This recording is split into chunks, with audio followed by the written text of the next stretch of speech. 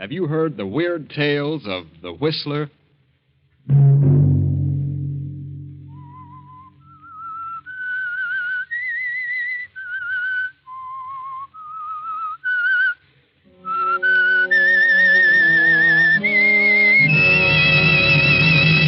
I'm the Whistler. Gentlemen, we 7 scientists have banded together because the government of Austria is in deadly peril. We have evidence that Austria is being dangerously undermined by the Nazis, and that nothing is being done from the standpoint of the law to prevent it. We have therefore resolved to take measures into our own hands and prevent this chaos.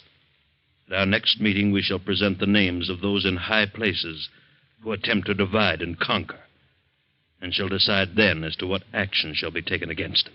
And such was the organization in which Hans Minkler, the young, mild-mannered biologist of Vienna, suddenly found himself a member. Hans Minkler, whose whole life was dedicated to the preservation and the saving of human life. Hans Minkler, referred to by his classmates as the man who couldn't kill a fly. Saturday night, and again CBS presents The Whistler.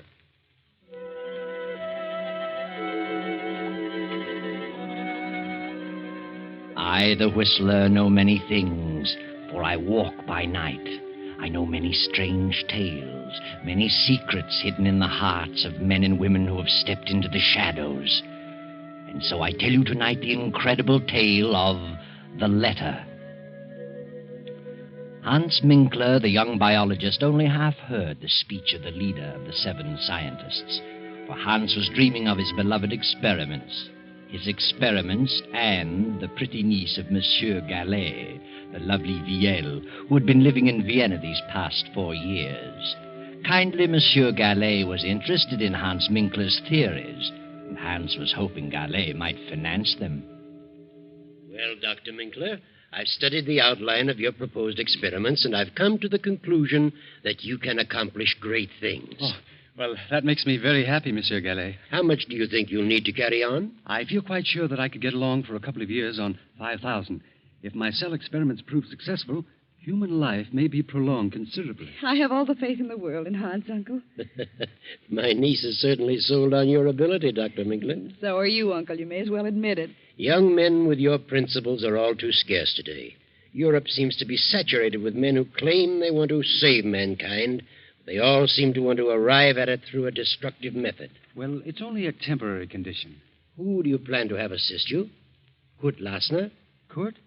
Well, I haven't decided yet. Kurt is a fine young man. Yes, he was a good student, but he's drifted away from his studies. He's become absorbed in politics. Very well, Hans. I'll start you out with 5,000. Is that the way you want it, Viel? Yes, Uncle, you're a darling. Oh, I hope that someday I may be able to repay you. See who that is, Viel. Come into the library, Hans. I'll give you a check. Yes, of course.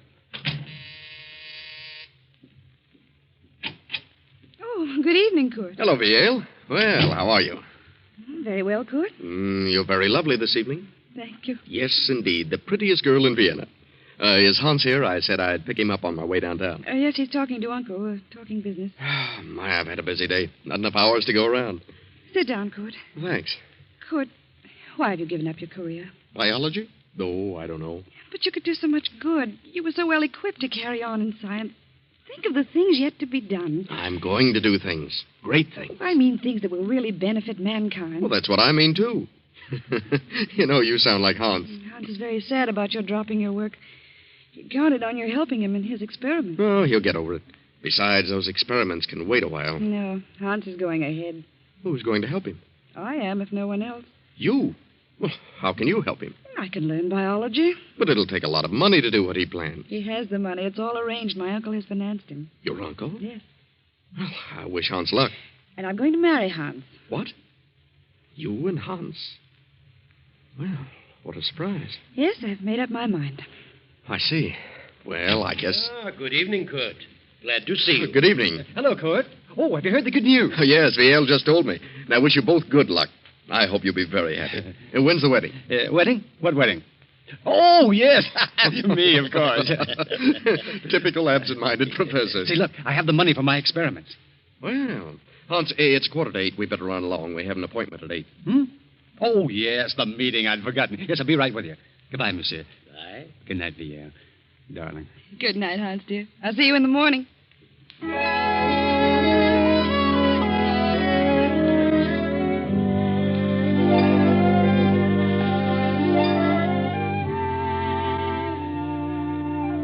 So Hans Minkler reluctantly attends his second meeting, and with Kurt Lassner joins the 5 scientists in the darkened room.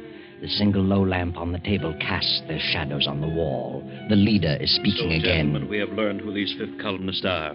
So it is our duty as loyal citizens to take action against these men. We have learned who the leader is, and naturally he must be the first one to go. In this envelope I have his name. We will now draw lots to select the one among us to carry out instructions which will be read later. Are you ready with the straws, Kurt Lassner? Ready, sir. This is an old and simple method, but since there are only 7 of us, it will suffice. Proceed, Kurt. Yes. 1, 2, 3, 4, 5, 6, 7. All of us have drawn, sir. Good.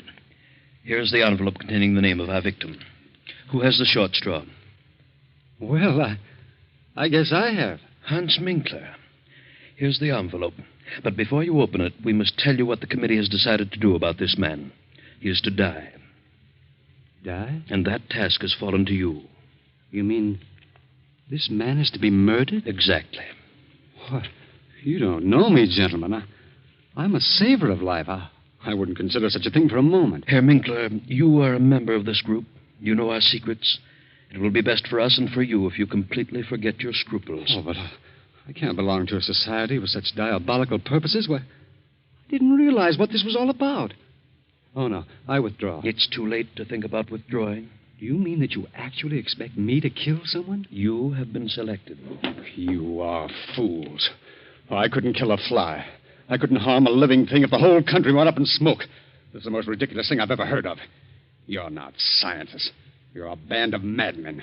Fiends. Sit down, Hans Minkler. We're not a band of madmen, and we are not fiends. We are loyal patriots of Austria who are determined to save our country. Any one of us might have drawn that straw. Well, I don't want to be a party to such a plan. I'll not commit murder. Unfortunately, you know too much about us now to pull out. And suppose I refuse? Then you will accomplish nothing. Not only will we eradicate our selected victim, but we'll see to it that you are eradicated with him. Who is this victim? Open the envelope. Very well. What? Why, you are insane. The whole lot of you. Monsieur Gallet is the soul of honor. Monsieur Gallet is one of the most honest men I've ever met. Monsieur Gallet is the leader of the Nazi party. I don't believe it. Why, I'm to marry his niece. Did you say Monsieur Gallet? Yes, you know that's ridiculous, Court. He'd never do such a thing. Gallet is the leader. We have proof. He also has a very lovely niece. And I'm sure you'd want nothing to happen to her. Would you, Herr Minkler? No. No, I wouldn't. But you must give me time. Time to think. There is nothing to think about. It has been decided. Gallet must be exterminated within 12 hours. Very well. And there's nothing else for me to do. Good night, gentlemen. Good night, Herr Minkler.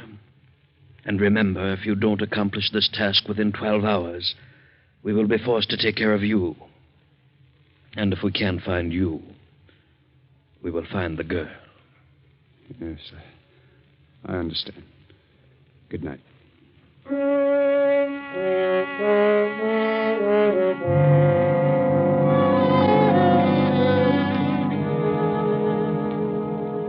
Well, Hans, what are you going to do about it? You've sat in your apartment for 2 hours now. Which shall it be? 3 lives are at stake. The uncle's and yours and Viel's. Hans gets his car and drives to Monsieur Gallet's home. Well, hello, Hans. What on earth are you doing here? I didn't expect you back this evening. Where's Viel? Why, she went to some friends. She probably won't be back till after midnight. What on earth's wrong with you? Get your hat and coat, Monsieur Gallet. What? Have you been drinking, Hans? Get your hat and coat. Now, wait a minute. Suppose you There's explain no what... time for explanations. Get your things. What for? You're coming with me. I was just ready to turn in. You better run along, Hans. You feel better in the morning. Put up your hands, Monsieur Gillet. What? This is the funniest thing I've ever encountered. Have you really got a gun in your pocket? I have. I hope you don't force me to prove it. Well, this is certainly a surprise. The meaning of all this? I've just discovered that you're the leader of the Nazis who are trying to undermine the Austrian government. Are you serious? Yes. Who told you such a thing? There is an organization which is determined to eradicate all Nazis one by one, and you are the leader. Read this. It says leader Paul Gallet. Death. This is the maddest thing I've ever heard of. I've been highly active in anti-Nazi work. They say that's merely a cover-up. Are you a member of this secret organization? Yes. You've been selected to kill me? Yes. It's unbelievable that you, Hans Minkler, could be mixed up in such a thing. I think you're being hoodwinked.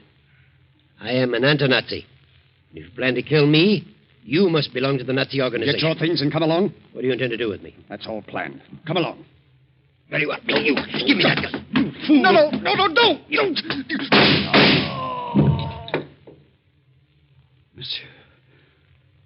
Monsieur. Good Lord.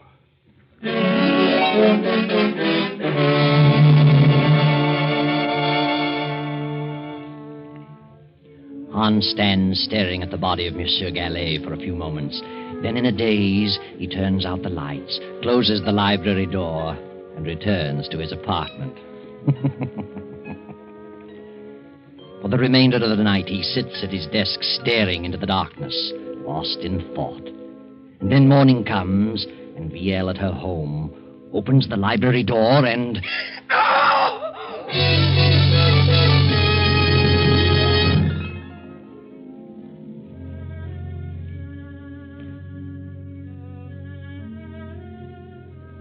Well, he's been dead about 8 hours, Fräulein. Who on earth would do such a thing? He had no enemies. He was quite active in anti-Nazi work. Yes. Here's something we found on the library floor. A pipe? Yes. The bowl is hand-carved, has initials on it.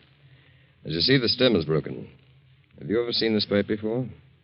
Well, I don't remember. There's something else we found, a note, which reads, Leader Paul Gallet, death. Do you recognize the handwriting? No. Do you know anyone whose initials are HM, the initials carved on the pipe bowl? Yes, the pipe belongs to my fiancé, Hans Minkler. Your fiancé. What time did you return home last night? I attended a party and got here about 1 o'clock. I supposed Uncle was in bed. I didn't look in the library. I went straight to my room. What is Hans Minkler's address? I'm sure Hans had nothing to do with this. Are you? He lives at 13 Cronhead Street. I'll run over there. Please don't touch anything in the library. I won't. Good morning.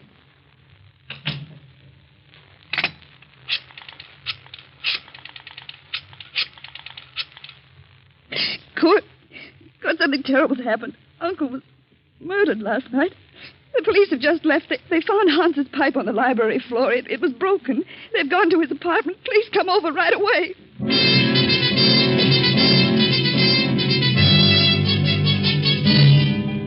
Hello, Hans. This is Kurt. The police found your pipe in Gallet's library. They're on their way to your place. You've got to get out of the country immediately. Don't wait a moment.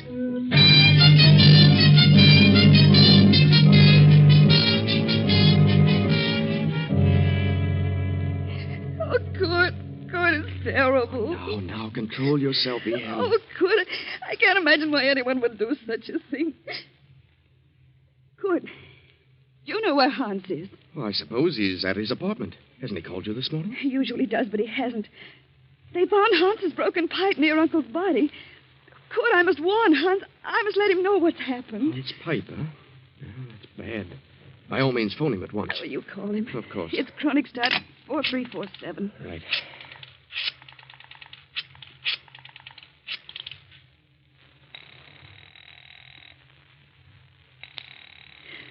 It's ringing. He must be there. He would have answered by now. Where could he be? I haven't the slightest idea. But he always calls me before this. Kurt, it isn't possible. It can't be. Now, just try to control yourself, Yale. Oh, see who it is, Kurt. Special delivery. Sign here, please. Well, thank you. Who's it for? For you. Kurt. It's from Hans. Good heavens, read it.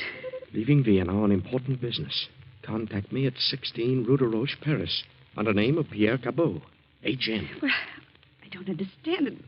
What does he mean? What important business? Why should he disappear like this? I've no idea, but it does look strange. Your uncle is murdered and Hans disappears.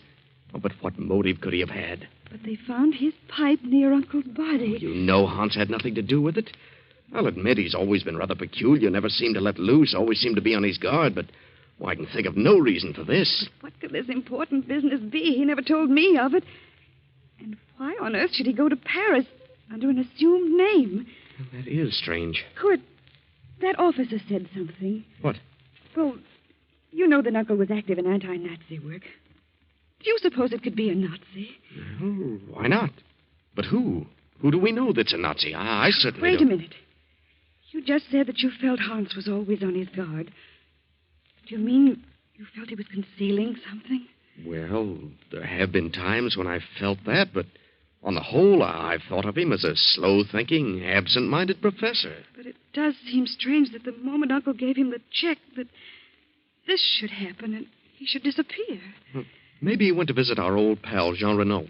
You remember Jean? He was one of our classmates. But I have a strange feeling that Hans wouldn't go away like this without telling me beforehand, unless something were wrong. Do you suppose that Hans has been deceiving us all along? What makes you ask that? Well, it suddenly occurred to me that he spoke French without the trace of an accent. And I remember Jean Renault said once that he spoke English without an accent. So what? Well, if he did, where did he learn to do that? Certainly not by living in Vienna all his life. Oh, I see what you mean. Why didn't he tell me beforehand that he was leaving? But he wrote you this letter. Yes, but it wasn't written by the Hans I know. Oh, I think you'd better forget about it. Good. I didn't tell you this. The police found a note on the floor. It said, Leader Paul Gallet, death. It must have meant that Uncle was an anti-Nazi leader and he was sentenced to die. And if this ties in with Hans' disappearance, then Hans must have been connected with the Nazis. Oh, darling, you're getting yourself all worked up. You don't think Hans was a Nazi? Well, I'll admit the way you've got it all worked out, it sounds plausible, but if he was a Nazi and he's left the country, what can we do about it? He won't come back. But why should he go to Paris? Well, Jean Renault was a good friend of ours. I'm sure Jean knows nothing about Hans being a Nazi. Jean would never suspect him. Maybe Paris is his next assignment. Nazis are just as busy in France as they are here. Let's see that letter from Hans. He says here, contact me 16 Rue de Roche, Paris. That's Renault's address, 16 Rue de Roche. Oh, good. I just can't believe it. How could I have been such a fool? I'll see who it is, darling. I'm Captain Gruber from police headquarters. Oh, come in, Captain. Sorry to trouble you again, Fräulein, but we went to Herr Minkler's apartment. He wasn't there. He wasn't. His car has not been in the garage all night. That's strange. We found this writing on the notepad on his desk. Is it his handwriting? Yes. He's written the same two words over and over again, Gallet and Lier, as though he tried to make up his mind about something. But what's become of his car? The car's been found. Where? In a public garage. From all indications, Minkler's left the country, probably for France. Oh, why France? We've discovered that Hans Minkler is a French citizen. A French citizen? Well, he always led us to believe that he was a native Austrian. Now, we'll want to check things over a little further. We'll be back this afternoon. Please don't disturb anything. No, we won't. By the way, what is your name, sir? Oh, my name is Kurt Lasner. Good day. Kurt, what did you see? What were you looking at just then? What do you mean? What startled you on Uncle's desk? Well, nothing at all. Here, let me see. Good heavens, I see it. Here on the desk blotter, it's Uncle's handwriting. It says, Find Hans Minkler. And it was Hans. It was. Uncle was trying to tell us who did it. Maybe. To think that he could be so low as to take Uncle's money and then kill him. Oh, please, Viel. I just can't believe it. I won't believe it. I must. Well, I'm sorry to say that all the evidence is certainly against him. Oh, come, Viel. Try to get this off your mind. Try to get some rest. The police will take care of everything. Oh, yes, Kurt. I guess you're right. If Hans did do it, he'll pay. He's the one who'll do the suffering. Believe me.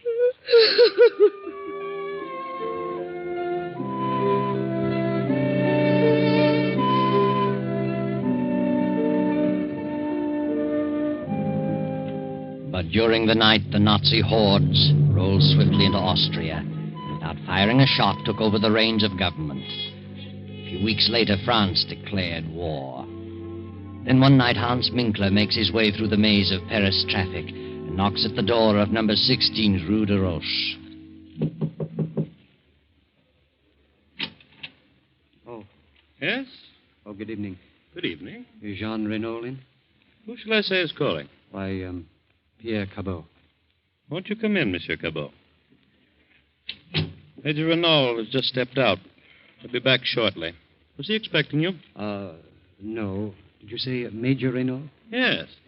Since war has been declared, he's gone on the active service list. Oh, I see. I've been phoning for a week, but no one answered. You haven't seen the Major in some time. No, I haven't. I've been in Austria for several years. Renault and I went to school together in Vienna. Oh. Are you by any chance Hans Minkler? How did you know that? Why are you traveling incognito? Well, where is Renault? I regret to inform you that Renault has been in Africa for some time. He's due back in a few weeks, however. Did you know Monsieur Gallet in Vienna? Why, yes. Who are you? I'm Monsieur Deveau, of the French Sûreté. Oh, police. Yes. Did you ever accept any money from Monsieur Gallet? Why are you asking me these questions? You never accepted money from Gallet? No. Search him, Henri. No, just a moment. Sorry, Minkler. I'll take the bill for Henri. Yes, sir. I don't understand all this. You understand, all right. Well. So you never received money from Gallet. What's this check for? Well, that's to help carry on my experiments. Undoubtedly. Monsieur Gallet was helping you and quite a number of others to carry on experiments. Others? I suppose you say you're new at this game. Game? I don't know what you mean. I had nothing to do with his death. Nothing. Yes, I believe that. Why should you kill one of your own? Oh, I don't know what you're talking about. If you were intending to carry on experiments in Vienna, why is this check drawn on the Bank of Paris? Well, maybe he had a surplus of funds here. Indeed, he did. How did you know I was coming here? We knew. Just what were your plans? Oh, this is ridiculous. I'm not a spy. I was engaged to marry Galet's niece. Really? Some way I got mixed up with an organization which planned to rid Austria of all Nazis. They claimed that Monsieur Galet was the leader in Vienna. I denied it. But nevertheless, I was selected to murder him. Oh, I see. And told that if I refused, they'd also kill me and my fiancée as well. I decided to get them out of the country. I went to Galet's home. My fiancée was not there. I knew there was no time to lose. So I tried to take him away by force. He was suspicious of me. We suddenly got into a scuffle. And then someone behind me fired a gun. I don't know who it was. And Galet fell dead. I see. I went to my home. Next morning learned that they were looking for me. I got out of the country, and in a roundabout way, I came to Paris. A good story. But it doesn't hold water. Galet was a Nazi leader, and there's too much evidence against you, Minkler. Come on. Let's go down to headquarters.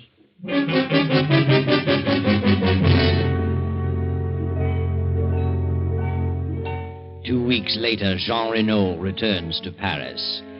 Then, 6 weeks after Austria surrenders, Kurt and Viel escape from the Nazis and make their way to Paris. Jean Renault meets Kurt on the street and asks him to bring Viel to visit him at 16 Rue de Roche. Come in, Kurt.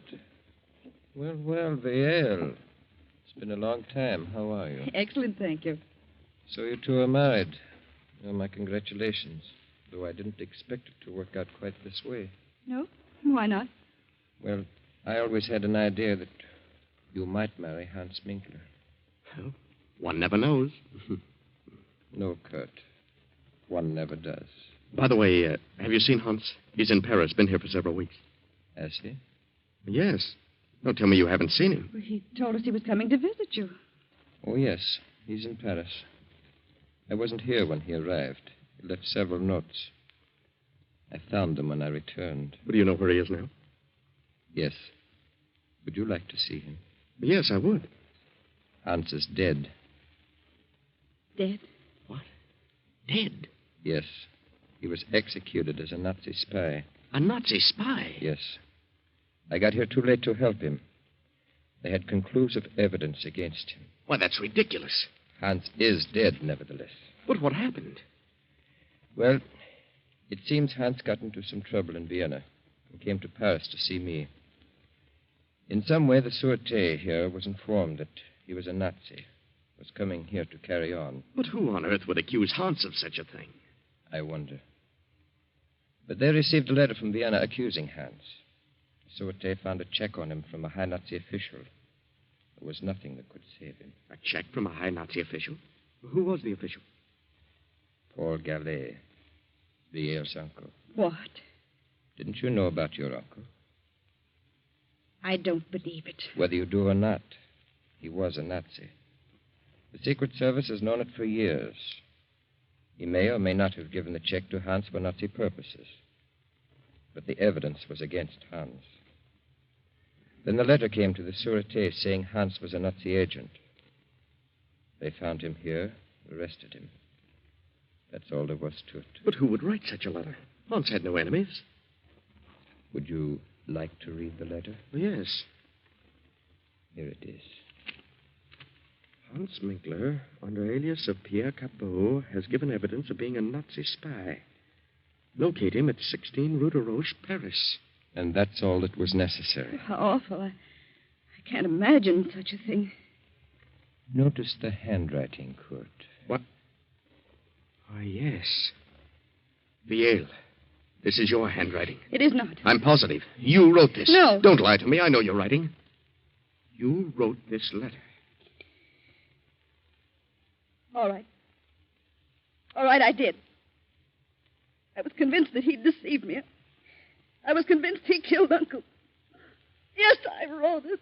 How could you? Oh, I never dreamed Uncle was a Nazi. I thought Hans was a Nazi. I was determined to make him suffer. You believe me, don't you? Yes, Viel. I believe you. But I'm awfully, awfully sorry for you. Poor Hans. Poor Hans. Oh, I'll never forgive myself. Yes, Viel. What a terrible injustice you have done. But someday, perhaps you'll learn what really happened to your uncle. It wasn't Hans who killed him. Hans didn't even have a gun, just a pipe. But Hans wanted to get him safely out of the country. And Kurt knew that Hans would never go through with the order of the Secret Seven. So he followed Hans. And when he saw what was happening, he shot Gallet and disappeared and let you think Hans did it. Because Kurt was in love with you, too, Viel.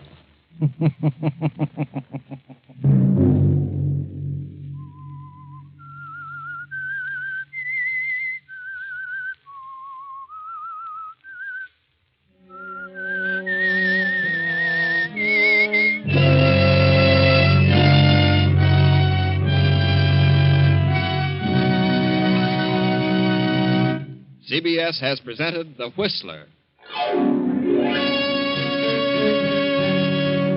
Original music for this production was composed and conducted by Wilbur Hatch. The Whistler is written and directed by J. Donald Wilson and originates from Columbia Square in Hollywood.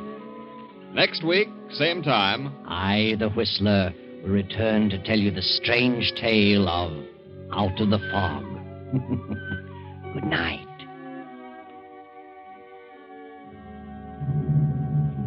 this is the Columbia Broadcasting System.